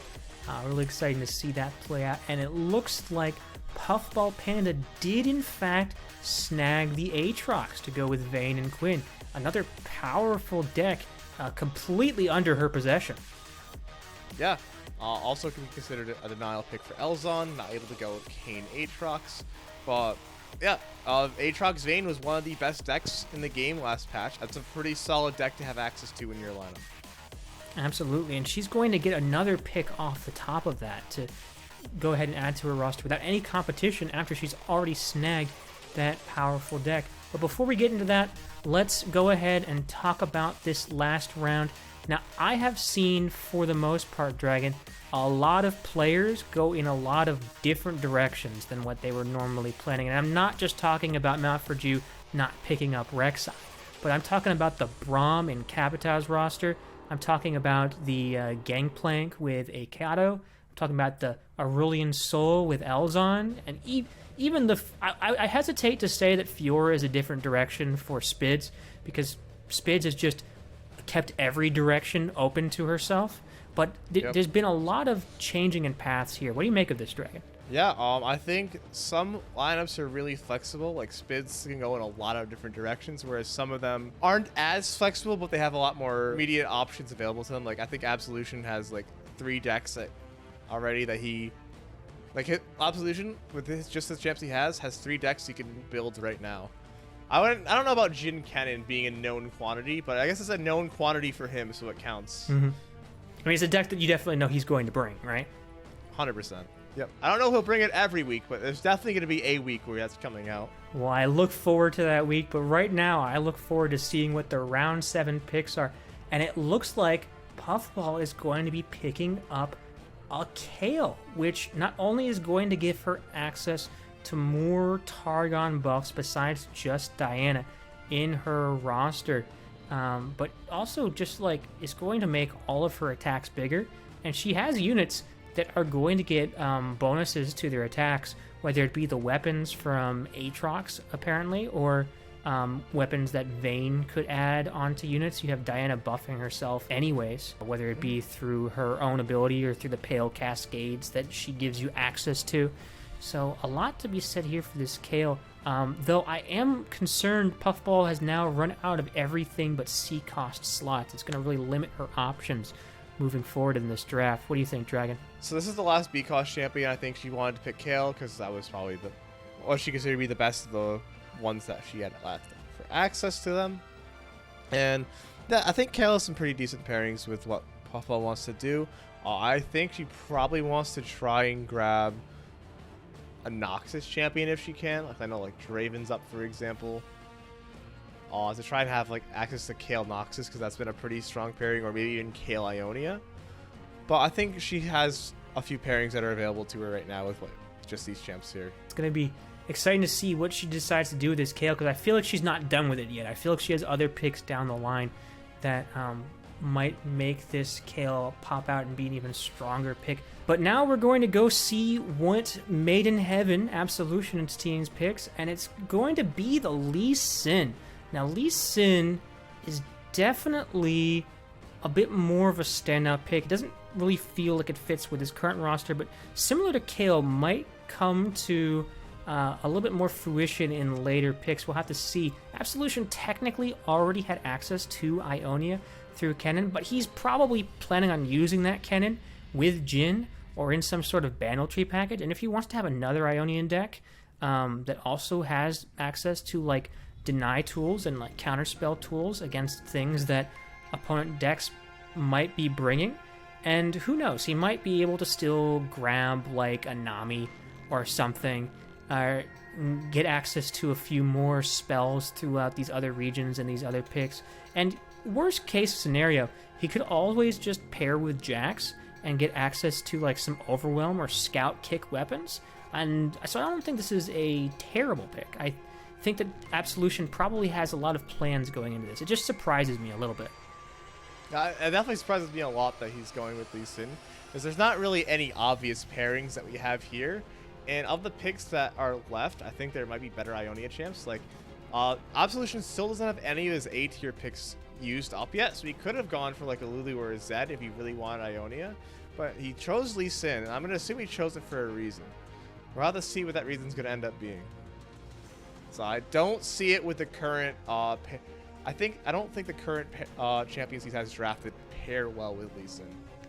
We will have to see, but right now we are going to see Mafraju's pick. There's the Rek'Sai. We knew it was coming. It was left unchallenged for like, what, 15 picks or so, but it's here, and Mafraju decides to pick it up. I'm not going to play the risky game any longer. She has Pyke, she has Rek'Sai, she has one of her signature decks, and with some of these other pairings that she already has, oh my god, this is a terrifying roster. Especially when it's piloted by Mafraju. Yeah, Lurk was... I will say, the Lurk champs were put in a lower tier because they only work together. But with the Lurk champions together, I think they get a lot better and can really put pressure on a lot of these other players. And now Mafraju is a very solid tool in her toolbox of decks that she can pick from. Worst case scenario, she is wasting both of her C-cost picks for like bans from her opponents, respecting her ability to pilot Lurk, and then your champions that you picked from the S-cost tier, like Nora, get their moments to shine and dominate. So like this just works perfectly well for Mafraju. Going now to our other Brazilian player. Oh, the Braum pick does make sense now, as we have picked up Vladimir as another Noxus champion. We are Scargrounds Gaming. Vladimir is one of my favorite champs in the game, even though he is quite bad outside of specifically Scargrounds. Well, I'm not going to lie, I didn't expect Vladimir to get picked at all in this draft, so I am surprised that he is actually picked, and, you know, Scargrounds is a deck that exists and could be good, so honestly, this could be pretty decent. We'll have to see how it goes. Yeah, and remember how this format works. Capitão doesn't have to bring Scargrounds to every match. It might just be a pocket pick that he pulls out against certain teams that he thinks might be a little bit vulnerable to it. Yeah, the threat of Scargrounds is the real power here. Absolutely, and now he still has 3 more picks, and also, like Mafraju, like Absolution, like other players that we've seen, we see some powerful combinations and flexibility here in Capitão's team, and he still has picks to make. Yeah, so we got 3 rounds left to go, so let's see what else we can get. Elzon is going to be adding Shadow Owls to her roster in the form of Hecarim. How do you feel about this addition, Dragon? I think Hecarim is a pretty solid addition to the team. For one, I think it's a bit of a denial for anyone who's looking to go FTR, because I think Hecarim is probably the best champion to pair with FTR because he has natural overwhelm. For example, Mafraju, I kind of denies her a little bit because now you can't go with like Tryndamere, Hecarim, FTR. It's a little bit worse. Or it also opens up the door to maybe even herself, like grabbing an Freljord champ and trying to go FTR if she wanted to do that. But she could also just go like some sort of Ionia deck and go for that. Although Zed won't be available because Zed is also a A-tier champ. And I believe she still has 1 B-tier champ left, though, to pick from. Absolutely. And you know what? Elzon, worst case scenario, right? She has access to just vengeance spells now and just kill spells, which she didn't have before. It was all damage-based removal currently in her roster, unless you include invoked spells. Getting that hard removal into her roster might be useful going forward. We'll have to see. But now we are going to see Tempo, and oh my goodness, Dragon, how has he gotten away with this for so long? The The Azir pick was made in round 2. It's now round 7, and Irelia's still up, of just allowed to go straight into Tempo's roster. This is all right. In the other player's defense, what were you going to pair Aurelia with, Ghost? I mean, true. MF and Azir were both already picked, which are like 2 of the best picks for Aurelia. And then Gwen is S tier, so only 2 players would be able to pick Gwen. And yeah, I don't think it's worth denying the Aurelia pick here. But now this gives Tempo a very good pairing with Azir, and you could even pair her with MF as well. So that's 2 different options here that Tempo has access to. Yeah, this one specific pick does so much for Tempo's roster. This is such a power pick for him, and I'm sure he's very happy to grab it. Also gives him access to Ionia, which he has not had access to before. So yeah, fantastic pick for Tempo now. We're going to have to see how Aikedo responds. Oh, additionally, it's a C cost champ, so he still has access to a B tier if he wants that as well. Aikedo is going to pick up Karma, so he has 2 different champions that work with spell doubling, but this one gives him access to Ionia. Yeah, I think he wants access to Ionia. Karma's probably the best of what's left available. True, and you know, having Karma and Seraphine on the same team, you don't have to go like a Karma Seraphine deck and like double down on that like spell doubling, but you have all this like spell generation now that you can probably in at least one of your decks have tools to like try to dig for answers against certain problems that you might be facing, and that's just good utility to have. All right, and now for Spids' pick here in round 7, going for the Darius, another region added to Spids' roster, and a champion that can work pretty well with Thresh. Anything else that you see here in this Darius pick? I mean, yeah, I think Darius pairs really well with Thresh, gives us access to Noxus, which is dwindling. I believe Draven and Riven are the only 2 Noxus champions left available. So there aren't many other picks left for Noxus. So I think pairs pretty well with what Spids has there. Reasonable enough, I think. Yeah, and it's just sometimes a good finisher. You don't have to put in, if you get access to more champions from regions that we already have now, you can just slot in Darius as like a 1 or 2 of, as like a finisher. To give yourself access to Noxus tools, and then sometimes just slam a big 10 attack overwhelm unit and win the game.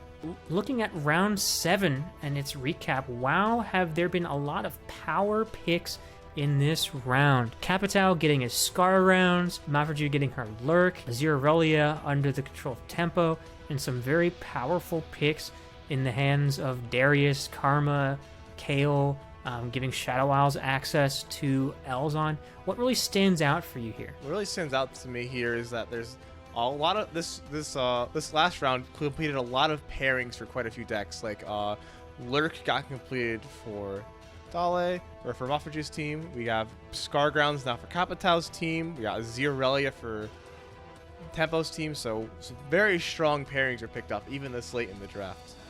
Yeah, and maybe it is just the fact that we're late in the draft and going into the C tier a lot, but we're seeing a lot of Ionian champions picked up, if you haven't noticed, between Lee, Irelia, Karma.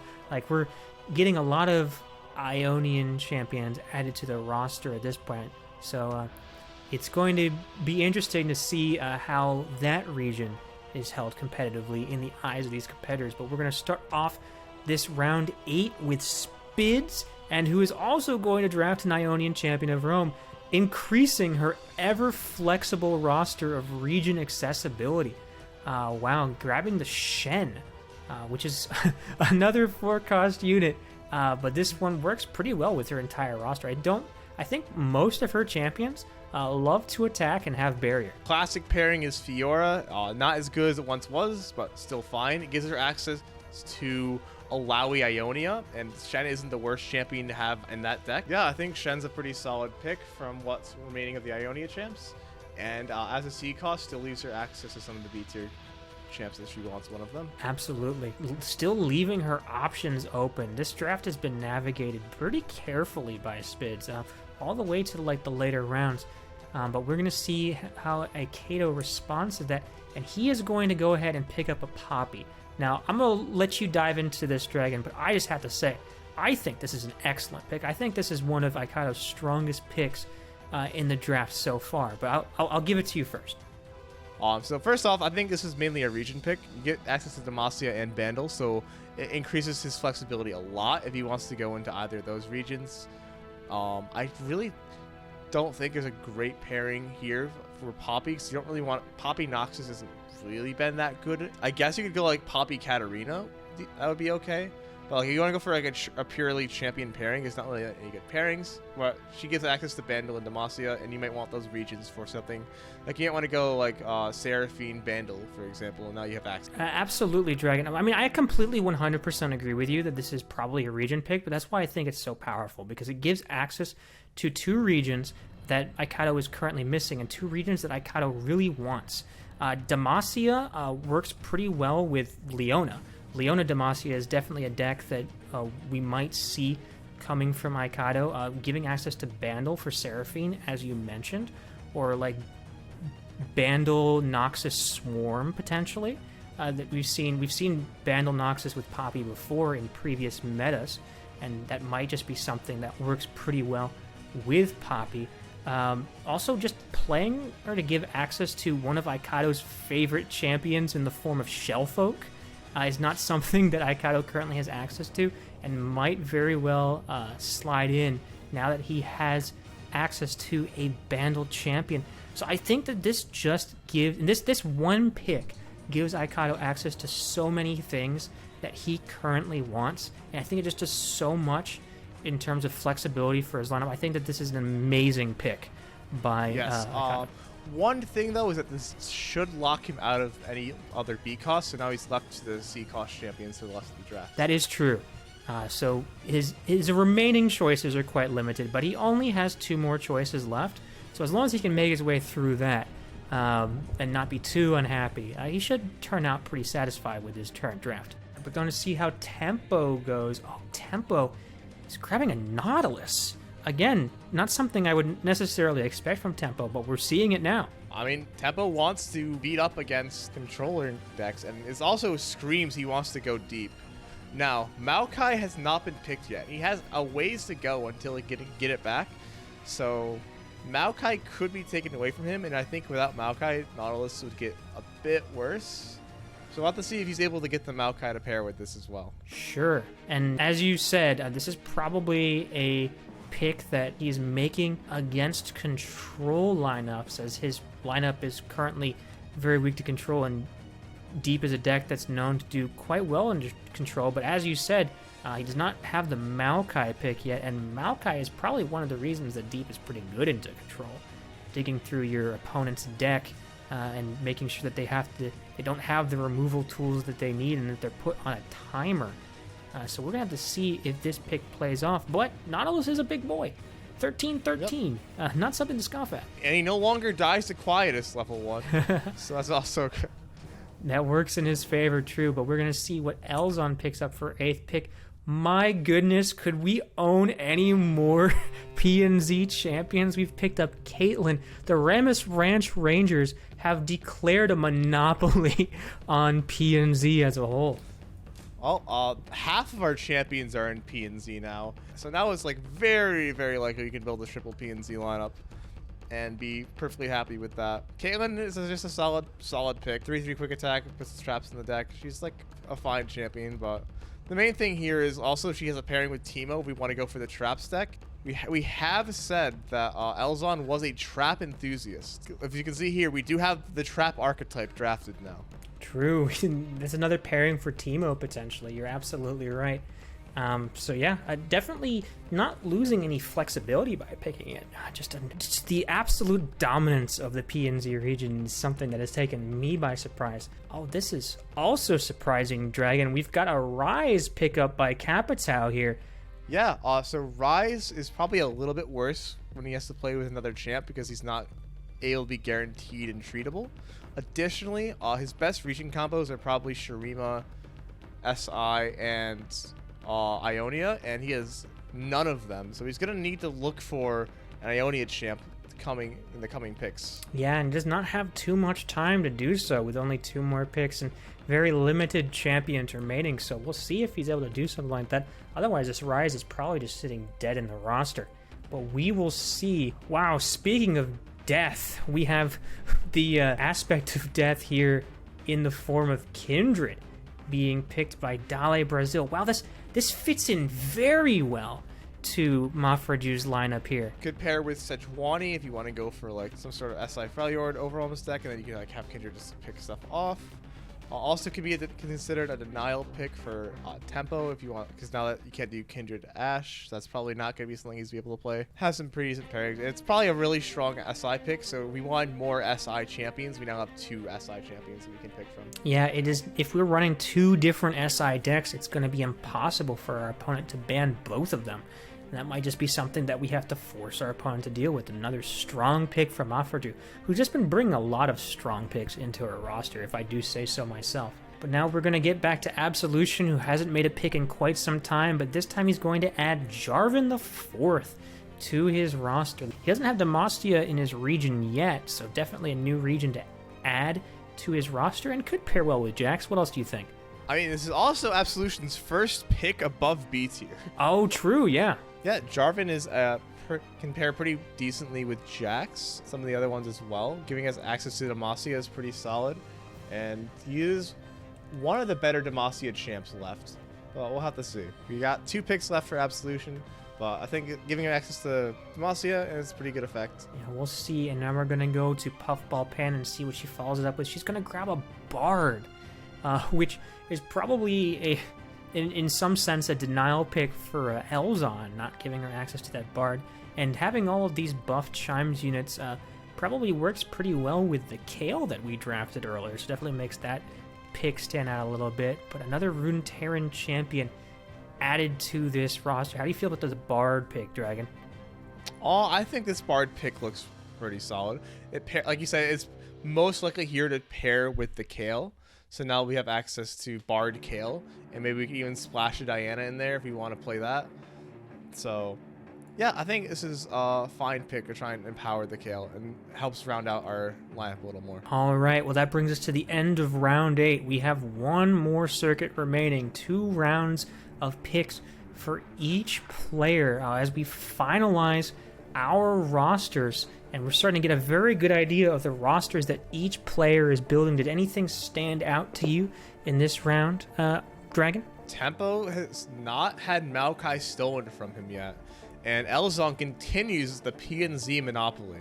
Just absolutely dominating the PNZ region. I definitely think that the Kindred pick this late into the draft stands out to me for Dale Brasil, still managing to pick up very powerful additions into their roster, and a very scary team is developing under the hand of Elzon. Spids being as flexible as usual, Aikado managing to navigate the draft quite well, but we're going to see if these last few picks finalize these rosters and make them top tier, or if they come back to bite them. Going into round 9, another Targon champ picked up for Puffball Panda.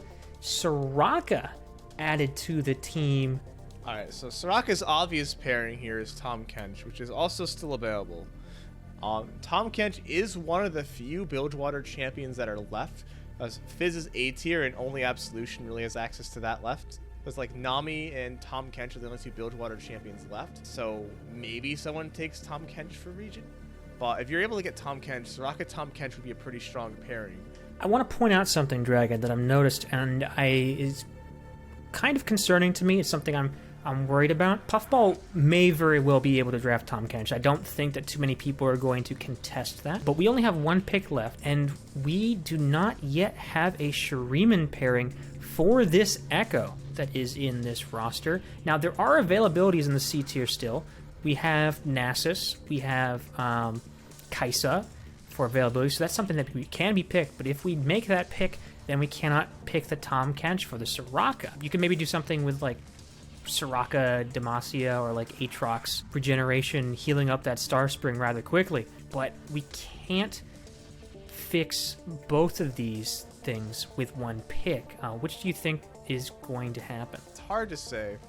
I think TK Raka could be a pretty solid deck, and since it's hasn't been played in a while, could definitely catch people off guard in this format and be pretty strong. On the other hand, if you don't draft a Shuriman champion, Echo and a Jinx both get a lot worse if we're not able to build that deck.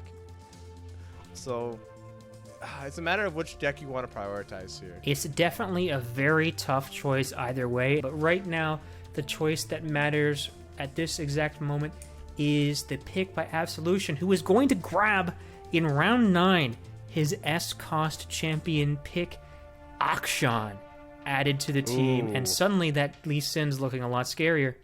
Yeah, I like this pick a lot because this makes Lee Sin Akshan a deck that's possible now. Akshan can go with almost any pairing and be solid. Like, you can even play Akshan Jackson. That's probably good enough, honestly. Yeah, absolutely not punished for waiting until round 9 for your S-Cost, as I think Akshan is a fantastic champion to add to your roster, especially once you've already secured these Lee Sins, these Jaxes, and things like that. So I'm sure Absolution's very happy about that.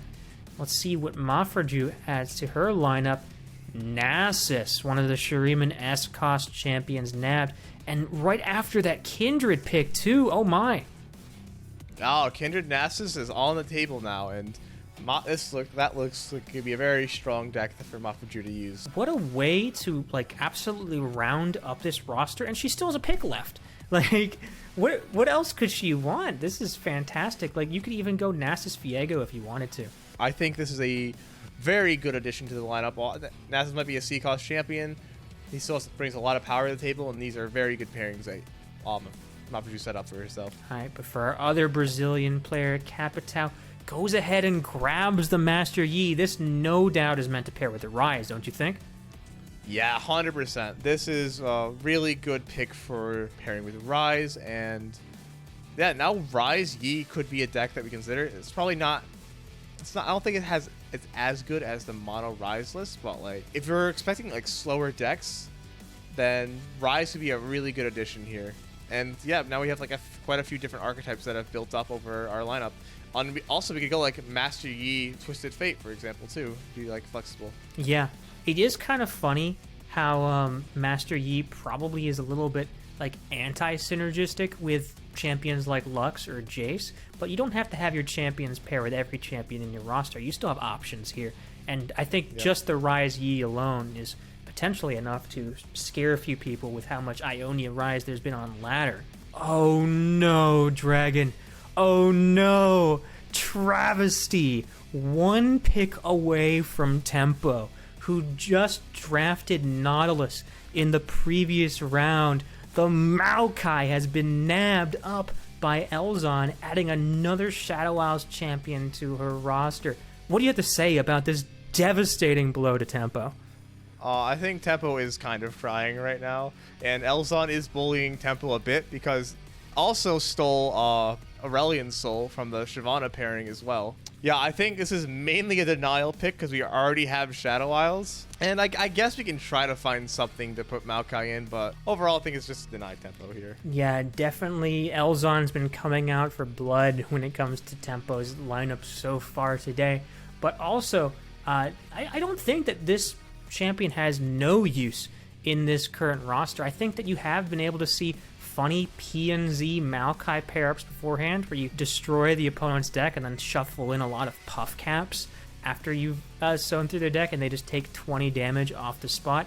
And I'm not sure if you've noticed, Dragon, but Elzon has had no shortage of PNZ champions this entire draft. There may or may not be all of the PNZ champions on Elzon's lineup. All right, so yeah, that is an option that is available.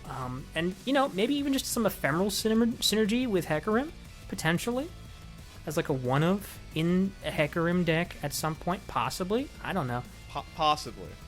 We will have to see, but yeah, what an absolute travesty if you are Tempo. So let's see what Tempo picks.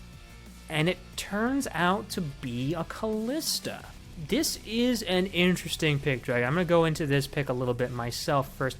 It's possible that Tempo, having been devastated by the Maokai pick of the previous round, decides to pick up a Shadow Isles champion just to still get access to the Shadow Isles deep units to sort of build a like non-traditional deep deck. Of course, you won't be destroying the enemy's deck with a leveled Maokai, but you'll still be able to get access to those Shadow Isle deep units. And you know what? Maokai doesn't have Fearsome. But, you know, this deck, this card could also be decent if you wanted to push yourselves into the realm of Shadow Isles Dragons with Shyvana. That is potentially an option available, and maybe even like a fearsome Shadow Isles Noxus combo with what we have here in some sort of aggressive combination. I think as far as after what Tempo's been through, I think that this is probably one of the best things currently available to them for picks. Yeah, I mean, Quist is also the only SI champion left, since only Absolution has access to Nocturne and only Spids has access to Elise and Gwen. So there isn't really any. Quist is the only other SI champion left, so at least he gets to have a chance to go. Like, if he wants to go deep, he can still play Callista Nautilus and have that as an option. Absolutely. And as we get to the end of this 9th round, we're going to see what Aikado picks up. It's going to grab the Nami, another Bilgewater champion, but looking at all of like the spell-centric champions that he's grabbed in the form of Karma, Seraphine, Aphelios, doesn't feel like a terrible pick here. I mean, hey, Karma Nami does sound like a really funny deck if you can get to turn 10. Yeah, and you know, just having access to another Bilgewater deck if you want, having those pings, the Riptide Rexes, could just be something that's rather necessary for these different strategies. And you know, Nami has a lot of spells, both as her champion spell and synergizing with her in her region, that are probably pretty good for leveling up a Seraphine. That much is true as well. All right, but with one last pick for Spids, and then we go into the final round. What does Spids grab here? It's going to be her own S-Cost champion. Gwen is now off the table, and that is all S-Cost champions finally picked for each player here at almost the end of the draft. Yeah. I mean, Gwen is a pretty strong champion in her own right. The hollowed package is quite good, and like Opulent Foyer is shown to be quite a good card as well. And yeah, I think Gwen gives us another SI champion to pair to have alongside Thresh. We're gonna go double SI, and she has a really strong package of cards, so I think this is a good pick. Yeah, and you know what? I mean, you mentioned Hollowed being good, but I think Hollowed is especially good with a lot of these pairings that Spid has access to. A lot of these Overwhelmed champions probably appreciate an extra point of attack or two. Or 10. Or 10. Absolutely. So as we finish the 9th round and get into the final round of the first ever draft for the Champion Draft Series, is there anything that stands out to you, and what are you looking for in the last few picks of these players, Dragon? All right, well, I guess what I'm looking for here is, so Absolution still has an A-tier champion left if he wants to take that. He's the only person with access to that left. So wondering if he's going to round out his lineup with an A-tier here. Puffball, I'm wondering if she's going to go for Tom Kench or she's going to go for Shurima for Echo. So that's something to look out for. All right, well, it's going to be time for the last pick here by Spids to finish her roster as we go through this final round.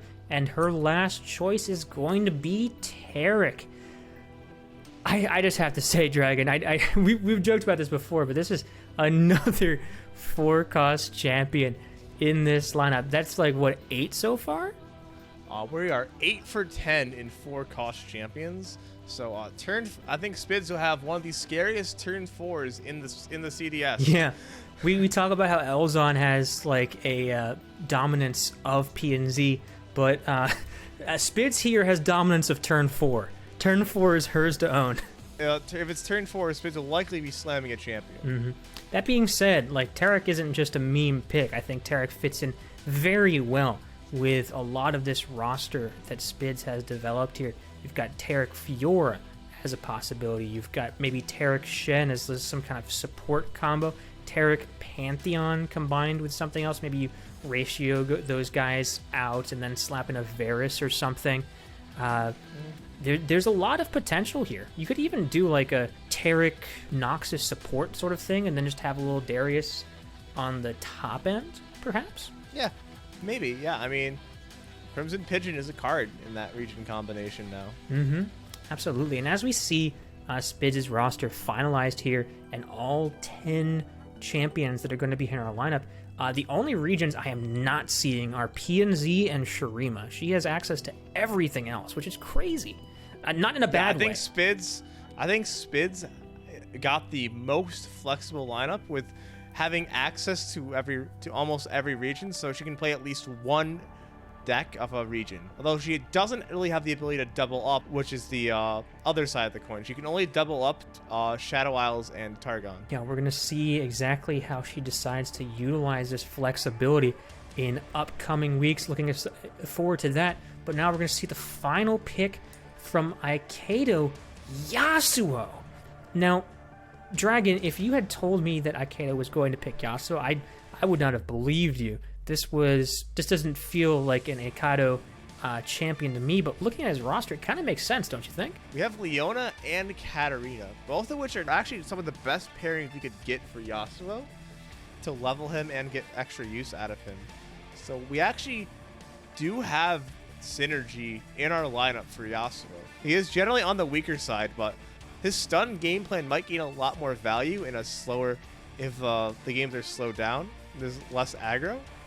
Like if we have time to set up some stuns, he can do a lot of work. So we'll see how this pick pays off. Yeah, finalizing the draft with Yasuo is definitely a spicy choice, but probably works out in his favor, and we'll have to see how many times the Yasuo pick comes out to surprise the opponent. It's definitely going to be one to keep your eyes open for. Tempo's last pick is going to be Yuumi. He still had a B-cost slot available, and he's going to snag that cat, grabbing 2 regions he did not have access to in his final pick, which is pretty cool. I think this is the best pick Tempo could have made with what he had left, because this gives him access to 2 regions, which is Targon and Vandal. You never know if you want access to either of them. This also pairs really well with Shyvana, with dragons, because you can make a really big dragon with Yuumi and try to ride that to victory. So all of a sudden now you have Targon dragons available, so that helps get that pairing online. Yeah, Yuumi giving finally access to this dragons pick. Shyvana was picked in round 4, and we just have not had access to Targon for dragons just yet. Technically, Callista gave us options for SI dragons, but since Asol was taken from us earlier, then this is probably one of the best options to still get us a Targon dragon list, and it looks like that is something that Tempo has managed to snag. Yeah, speaking of this though, it's actually crazy. I look at it. All the Targon champs except for Malphite have been drafted so far.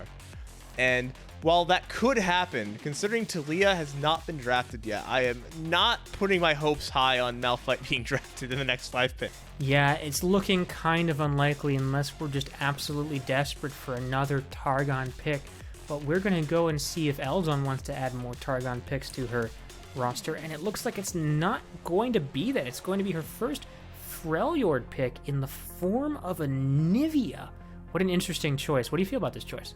Oh, if I look at the Freljord champs that are left, so I think Anivia is the only choice she has if she wants to go for Freljord. And you know what? She might want Freljord for some side of more controller deck, or just for one of her other decks in general. So nabbing this here gives her access to a Freljord deck if she wants to go for that. True, like having access to Freljord SI control, even though you don't have the most useful champion pairings for that sort of thing. Anivia can still absolutely do work, and perhaps we're splashing in Anivia for Freljord ramp to get us access to not only a leveled Anivia, but Asol much earlier, potentially.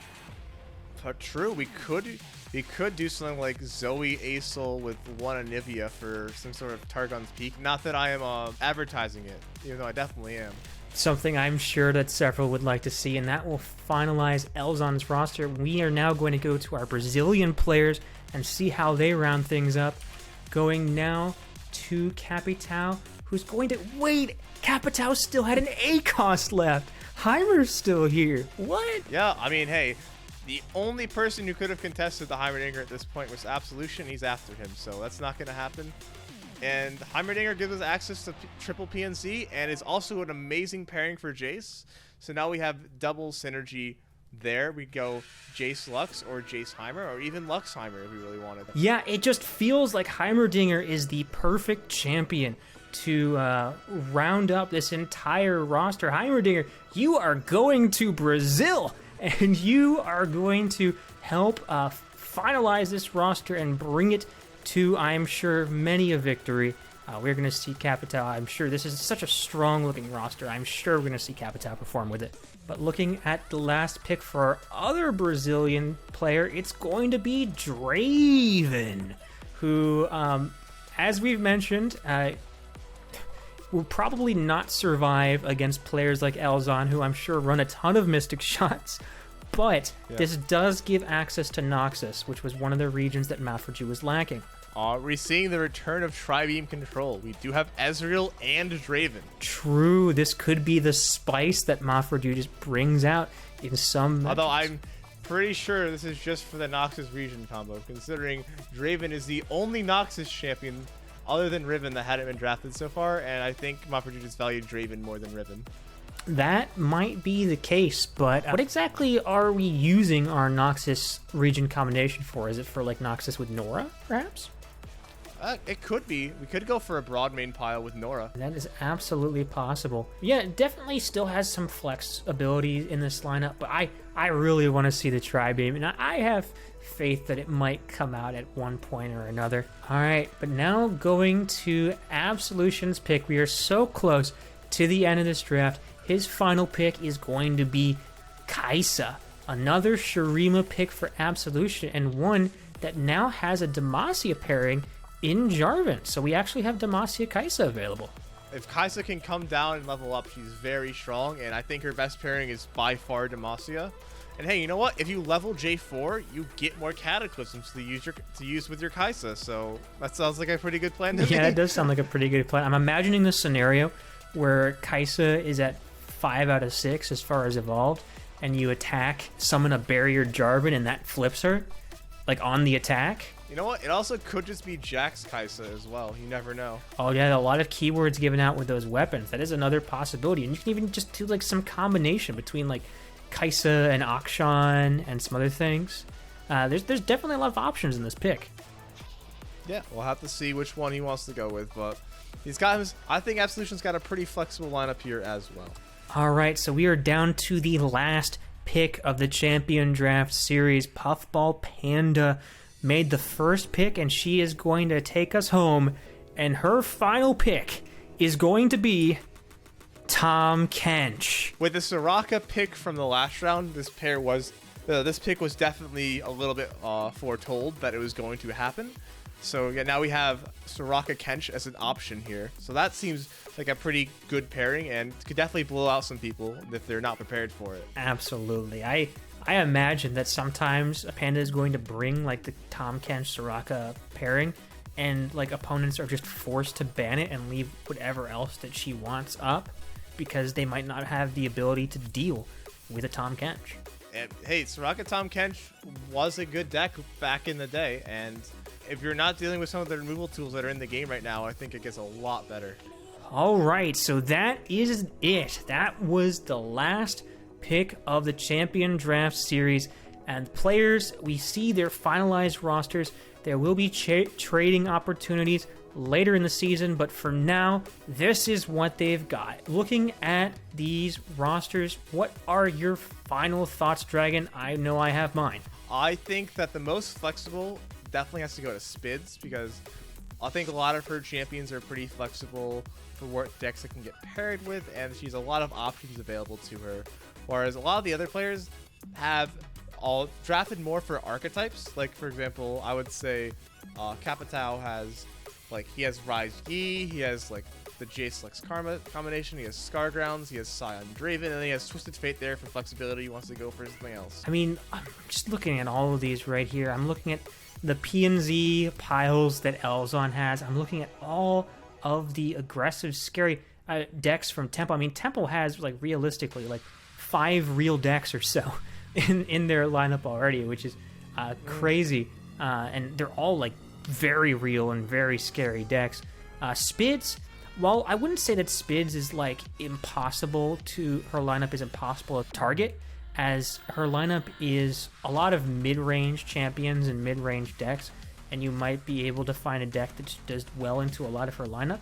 As far as having an idea of what she's going to bring each week, completely unpredictable. Like, there's absolutely... I would have no idea going up against her. I would have no idea what to prepare for. as you said, so flexible. On the other side of things, I think that I would have a very good idea of what to prepare for if I was going up against someone the likes of Puffball Panda. That being said, what I'm preparing for is a lot of very strong art types. I think plenty of players should be happy with the draft index that they've received, and I think we're going to see some. I can't wait to see what we get next week for the first week of games. God, I'm so excited, man. What started as a Jin Kennen pick that maybe some players might not have taken seriously from Absolution turned into like a really scary lineup. Like, there's actually a lot of threats there. And then the Brazilian players here got away with so much in the draft, just being completely left unchallenged. Oh man, what an exciting draft. I cannot wait for Monday already. And make sure, if you are as excited for the first week of games in the CDS as I am, or even just like a quarter of excited, because that's not fair to you guys. I'm very excited. The Champion Draft Series will be releasing its recap at the end of each week, so the Sundays before the next game Monday. So tune in the following Sunday, which should be on my calendar. The Sunday the 5th will be when the first recap of the Champion Draft Series goes live, if you manage to miss the games from the other players. But also check out the other players whose links will be in the description below. A lot of them are going to be making a lot of content about their time in the CDS. Spids has already produced a lot. I expect Absolution is going to be making some. And I'm sure other players have plans, and definitely most of them, if not all of them, will be streaming their games. So definitely check all of them out. You will see a schedule for the first week of games on screen right now. Thank you so much, everyone, for tuning in for this quite long VOD, but entire breakdown of all 80 picks in the first ever Champion Draft Series. And we'll see you all again real soon. Dragon, is there anything that you want to add? No, I don't think I have anything else to add, really. Thank you for having me on for this Ghost, and I was really happy to go through the draft. It was really exciting to go through this and see this happen, and there's definitely a lot of back and forth with the players, and it was really exciting to watch, and I can't wait to see how they build their lineups from what the 10 champs they've drafted are. Yeah, I cannot wait, but we're going to have to, at least for a couple more days. See you all next time. Yep, see you later.